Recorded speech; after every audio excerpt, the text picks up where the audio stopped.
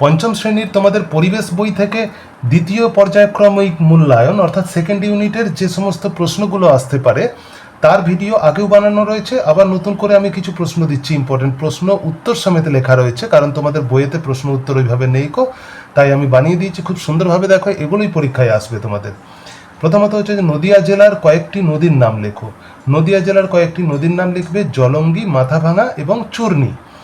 তারপরে নিত্যবাহ নদী কাকে বলে, উদাহরণ দাও। তোমাদের বইতে আছে, দেখবে নিত্যবাহ নদী কাকে বলে, সেখান থেকে আমি সংজ্ঞাটা সুন্দর করে বানিয়ে দিয়েছি যে যেসব নদীতে সারা বছর জল থাকে অর্থাৎ যেসব নদী সবসময় বয়ে যায় তাদের বলে নিত্যবাহ নদী। তো নিত্যবাহ নদীর উদাহরণ দেবে গঙ্গা, গঙ্গা নদী দেবে নিত্যবাহ নদী।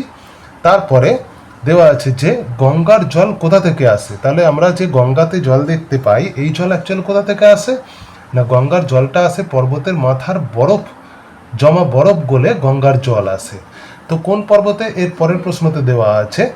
তারপর দেওয়া আছে দেখো পর্বতের মাথায় বরফ জমে কেন না, পর্বতের মাথায় বরফ জমার কারণ হচ্ছে দেখো যে পুকুর, নদী, সমুদ্রের জল সূর্যের তাপে বাষ্প হয়ে ওপরে উঠে যায়, ওপরের বাতাস ঠান্ডা, তাই সেই বাষ্প জমে জল হয়। আচ্ছা, পর্বতের মাথায় ঠান্ডা বেশি বলে তুষারপাত হয়, তুষার জমে বরফ হয়ে যায়। খুব সুন্দরভাবে লিখিয়ে দিয়েছি যে পর্বতের মাথায় কেন বরফ জমে। তোমাদের সেকেন্ড ইউনিট পরীক্ষায় যদি আসে এই প্রশ্ন, আসতে পারে, খুব ইম্পর্টেন্ট প্রশ্ন, এইভাবে উত্তর লিখবে তোমরা, কারণ তোমাদের বইয়েতে তো ওইভাবে দেওয়া নেই। তারপরে দেওয়া আছে যে এখানে দেখো নিত্যবাহ নদীগুলো কিভাবে তৈরি হয়েছে লিখে দিয়েছি আমি, যে সূর্যের তাপে কিছুটা বরফ গলে জল হয়ে, অর্থাৎ ওই যে বরফ জমছে পাহাড়ের ওপরেতে সেই বরফ সূর্যের তাপে গলে যায়, দিয়ে জল হয়ে খাড়া পর্বতের ঢাল বেয়ে নেমে আসে।